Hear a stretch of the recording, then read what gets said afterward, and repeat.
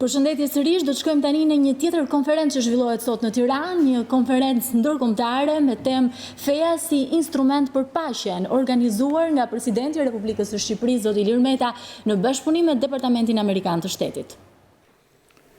I nderuar ambasadori Braunbeck, shkëlqësia juaj Presidenti i Kosovës zoti Hashim Thaçi, i nderuar zoti Brajović, kryetari i Parlamentit Malizzi, i nderuar zoti Gjaferi, kryetar i Parlamentit Maqedonisë Veriut, i nderuar zoti Ruçi, kryetari i Parlamentit ton, dhe i nderuar zoti Selaković, sekretar i përgjithshëm i Presidentit të Serbisë.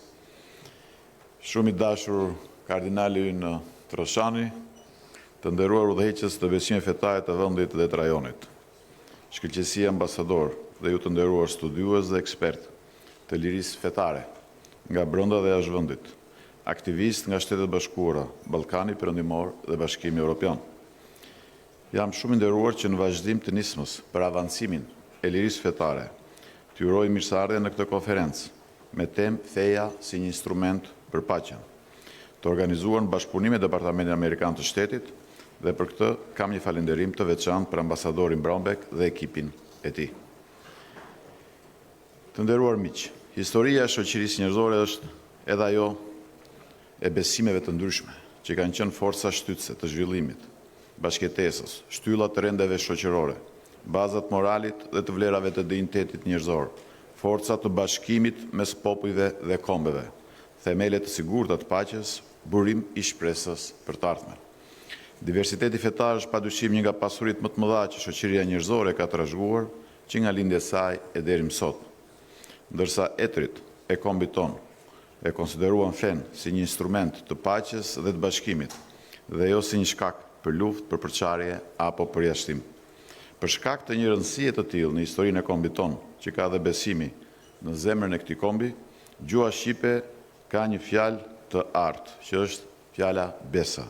Një fjalë unike e cila vështirë se mund të gjej përkthimin e saktë në çdo gjuhë të botës, që do thotë besim, të vendosësh besimin tek njëri tjetri. Kjo është një nga fjalët më të rëndësishme në gjuhën tonë sepse përfaqëson dhe frymën dhe shpirtin dhe karakterin e kombit tonë. Besa i shtyu shqiptarët i tregonin mbar botës një shembull të jashtëzakonshëm, kurajo dhe solidariteti në një nga momentet më të errëta të luftës së dytë botërore, kur mbrojti të gjitha familjet hebreje në Shqipëri. Asnjë hebrej i vetëm nuk ju dorëzua pushtuesit në Shqipëri, sepse populli ynë, njerëzit e thjesht, nga të gjitha besimet bën gjithçka për të mbrojtur jetën e tyre. Shqipëria ishte i vetmi vend në Europë ku në përfundim të luftës së dytë botërore, numri i hebrejve ishte disa herë më i madh se përpara nisjes së saj. Shqiptarët janë ndër popujt që përgjatë gjithë historisë tyre nuk kanë njohur asnjëherë luftra dhe konflikte fetare. Kjo është arsye pse harmonia e shkëlqyer, toleranca dhe bashkëtesa fetare në Shqipëri, të cilën Papa Francesco quajnë vëllazëri fetare, janë një shembull dhe frymëzim për mbar botën. Nderuar miq, megjithatë në emër të fesë, historia është e mbushur me momente të errëta të luftrave, të genocideve dhe shkatrimeve. Fatkeqësisht kjo u dëshmua edhe gjatë viteve 90 në rajonin tonë dhe plagët ende nuk janë mbyllur plotësisht. Ndaj pajtimi plot në këtë rajon ka ende rrugë për të bërë dhe ndaj jemi sot përsëri këtu së bashku. Në këtë proces, besimi i vërtet ka një forcë pajtuese të jashtëzakonshme. Për gjysmë shekulli Shqipëria përjetoi një nga diktaturat ateiste, totalitariste më të egra dhe më brutale në botë. Krerë dhe klerikët e këtyre bashkësive u vranë, u burgosën dhe u martirizuan.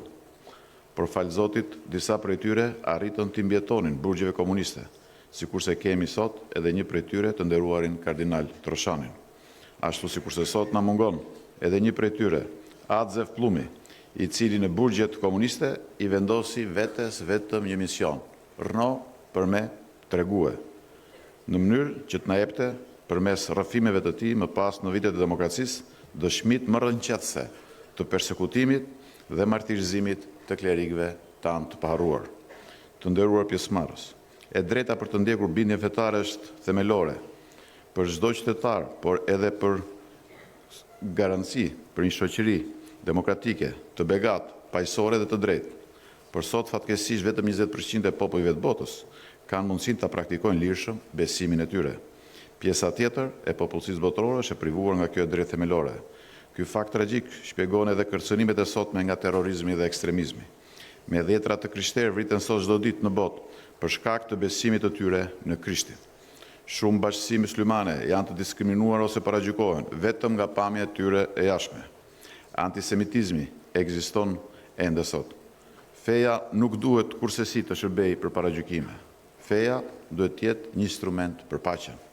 Ta falenderojmë Zotin për mundësinë që kemi gjithë së bashku sot për këtë dhuratë të paqes, që na kujton se jemi krijuar pikërisht për ta jetuar këtë paqe, thoshte nën Tereza. Ndërkohë, doja të kujtoja një njeri mjaft vizionar, kryetarin e parë të myslimanëve të Shqipërisë pas diktaturës komuniste, Hafiz Sabri Koçi, i cili në një përballje me përfaqësuesit e disa shoqatave ekstremiste me ndikime të huaja myslimane në vitin 94 ju drejtua atyre. Unë nuk do t'ju lejuve të shkatroni vendin tim, siç keni shkatruar vendet tuaja. Ky është shembulli në mbrojtje të besimit të vërtet, por edhe të dheut, edhe të paqes dhe bashkëjetesës. Të nderuar miq, të gjithë ne kemi detyrime kombëtare, rajonale dhe ndërkombëtare. Ndaj edhe duhet të angazhohemi më shumë për të luftuar varfërinë dhe për të përmirësuar standardet e jetesës për qytetarët tanë.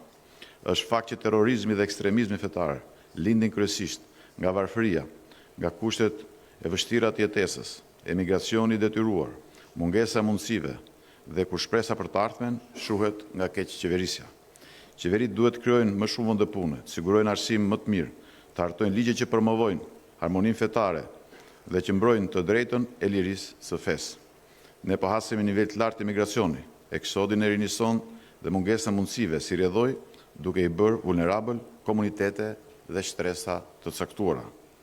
Mos lejoni që Shqipëria të vuajë dimrin demografik të Evropës, na ka porositur Papa Francesku gjatë takimeve me të. Jam i sigurt se ky nuk është vetëm një fenomen që na ka prekur ne, por të gjithë rajonin ton dhe duhet ta përballojmë së bashku. Ndaj me këtë rast duhet të falenderoj në mënyrë të veçantë Këshillin Ndërfetar të Shqipërisë, që nuk arreshturi, sa apeluari kundër kësaj traume kaq shqetësuese për vendin. Ndaj ne lutemi që rinia jon ta ndërtojë këtu të ardhmen dhe bijtë e larguar të Shqipës të kthehen në dhënën e tyre për një jetë më të mirë dhe të sigurt. Shqipëria është e angazhuar në procesin e saj të integrimit për antarësimin në Bashkimin Evropian, ashtu sikurse edhe vendet e tjera të rajonet.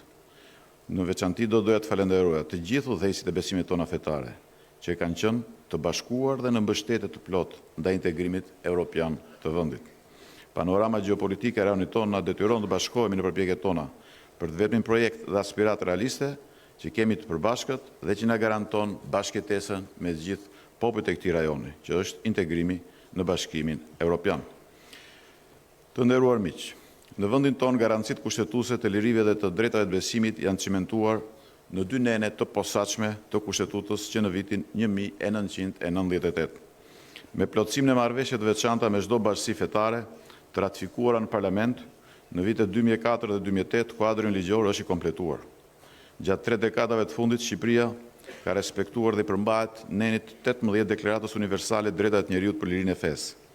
Por siç vërehet edhe në raportet e Departamentit të Shtetit, komunitetet fetare në Shqipëri po përballen me vështirësi në blerjen e tokës për ndërtimin e vendeve të adhurimit. Ata po hasin në çështje të cilat lidhen me tarifat e pushtetit vendor, me probleme në mbrojtjen e titullit në disa prona, probleme në marrjen e pronësive të xhamive, të manastireve, të kishave dhe objekteve që konsiderohen si vende trashëgimisë kulturore. Autoritetet fetare kanë shprehur vazhdimisht shqetësime për ndikimin e huaj dhe ndërhyrjen në organizatat fetare shqiptare. Kjo është një çështje që ngjall shqetësime dhe kërkon përgjegjësi dhe vëmendje të vazhdueshme. Sigurimi të drejtës së pronësisë të aseteve dhe tokave do t'i bënte bashkësitë fetare më të pavarura dhe plotësisht imune nga çdo ndikim dhe ndërhyrje e huaj malinje. Bashkësitë tona fetare, duke u kthyer pronët dhe asetet e tyre, do të siguronin një vetë financim të mjaftueshëm për të administruar punën e tyre pas një varësi apo ndikim të huaj negativ dhe përçarës. Gjithashtu duhet një vëmendje më e madhe ndaj shtresave më në nevojë për të hartuar dhe implementuar politika më sociale dhe më përfshirëse për të gjithë ata të cilët janë më vulnerabël ndaj çdo lloji ndikimi negativ. Ndaj duhet të vazhdojmë për të ndërmarrë iniciativa të reja ligjore, për zbatuar ligjet ekzistuese mirë, nisma dhe politika sociale, për të ofruar ndihmë njerëzve të cilët e përballojnë jetesën me vështirësi dhe për të dhënë shpresë. Duhet gjithashtu të sigurojmë më shumë mbrojtje për minoritetet, të respektojmë të drejtën e vetëpërcaktimit individual fetar dhe të nderojmë të gjitha pakisat. Shqipëria beson fuqimisht në politikat e fëqinjësisë mirë me shtetet tjera të rajonit, me të cilat kemi patur lidhje të forta dhe duhet të forcojmë edhe në temë marrëdhëniet tona kulturore, sociale dhe ekonomike. Shqipëria përshëndet dhe mbështet iniciativën e Shtetet Bashkuara dhe planet e sekretarit amerikan të shtetit Pompeo për krijimin e aleancës ndërkombëtare të lirisë fetare, një aleancë e kombeve me të njëjtën mendje, të përkushtuar për të luftuar persekutimin fetar në të gjithë botën. Të gjitha shtetet në rajonin tonë janë bashkuar koalicionit global kundër terrorizmit, por ne duhet sigurojmë një stabilitet politik për secilin nga vendet tona dhe rajonin tonë në mënyrë që të krijojmë siguri popujve tanë dhe të arrijmë zhvillimin e ekonomive, por edhe mos lejojmë shfaqjen e çdo ekstremizmi fetar, diplomacinë e butë nga faktorët e tretë dhe ndikimin e huaj negativ. Sot rajoni ynë përballet me shumë sfida të përbashkëta në lidhje me kampet Siri, në të cilat gjenden me dhjetra gra e fëmijë nga disa prej vendeve tona.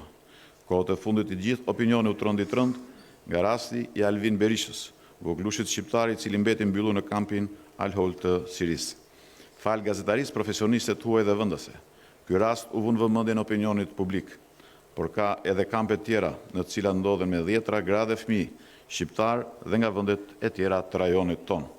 Duhen ngritur urgjentisht qendrat e rehabilitimit për të kujdesur dhe për të siguruar që persona të tillë të reintegrohen në shoqëri dhe të rehabilitohen nga traumat e përjetuara. Viktimat e këtij fenomeni duhet të identifikohen, duhet të mbrohen, të përkrahen dhe të ndihmohen në mënyrë që të bëhen pjesë e jetës normale pranë familjes tyre dhe të integrohen në shoqëritë tona në mënyrë dinjitoze. Shfrytëzoj këtë mundësi për të shprehur vlerësimin tim të thellë për gjithë udhëheqësit fetar në vendin tonë, të cilët kanë dhënë një kontribut të madh dhe të rëndësishëm për harmoninë fetare në Shqipëri, të cilët kanë edukuar duke udhëzuar komunitetet dhe ndjekësit e tyre në çdo kohë për rëndësinë e paqes, të jetës, të dinjitetit, të respektit, të dashurisë për njëri tjetrin dhe mbi të gjitha për vendin tonë. Të bashkuar, ata kanë mbajtur qëndrime të njëjta, pro paqes dhe të mirës së vendit, për tejkalimin e krizave, duke u treguar gjithmonë koherent dhe të unifikuar në mesazhet e tyre. Puna juaj na bën krenar dhe udhëheqja juaj shpirtërore e mban vendin tonë bashkuar, sidomos në momente të vështira. Ndërkohë, do doja t'ju ftoja të vazhdoni me atë pasion që ju bëni çdo ditë, të promovoni rëndësinë dhe vlerën e familjes, sepse familja është një institucion i shenjtë dhe duhet mbrojtur nga të gjithë çdo ditë. Vazhdoni të edukoni dhe të inkurajoni të rinjt tanë në mënyrë që të forcojmë vlerat e familjes, në mënyrë që t'i edukojmë edhe më mirë për t'i mbrojtur nga droga, nga lërat e fatit dhe nga të gjitha veset e tjera, në mënyrë që t'i edukojmë edhe më mirë për të qenë një rini e shëndetshme, për të qenë të rinj, njerëzor, tolerant, të edukuar, të cilët me aftësitë e tyre, me talentin e tyre, i shërbejnë shoqërisë çdo ditë, duke qenë vërtet një shpresë për të ardhmen e vendit. Në botën e sotme, rinia jon ka nevojë për udhëzimet dhe drejtimin tuaj më shumë se sa kurrë. Të dashur miq, liria fetare është thelbësore për paqen dhe stabilitetin, ndaj dhe jemi këtu. E konsideroj veten privilegjuar që jemi mbledhur sot në kryeqytetin e vendit tonë për një çështje kaq fisnike dhe të rëndësishme për gjithë ne, për fëmijët tanë dhe për të ardhmen tonë. Ndaj çdo forme fundamentalizmi, ekstremizmi, terrorizmi ideologjik apo dogmatik, mund të përballemi vetëm duke qenë të bashkuar edhe vlerave universale dhe njerëzore që shërbejnë paqes dhe prosperitetit për qytetarët dhe vendet tona. Faleminderit.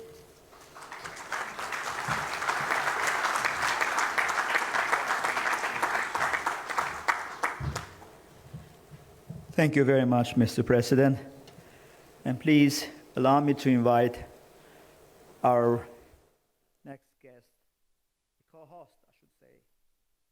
Pritës në fakt, ambasador e lartë për lirinë fetare të Shtetit të Bashkuarëve, Departamentit të Shtetit, ambasador Sam Brooke.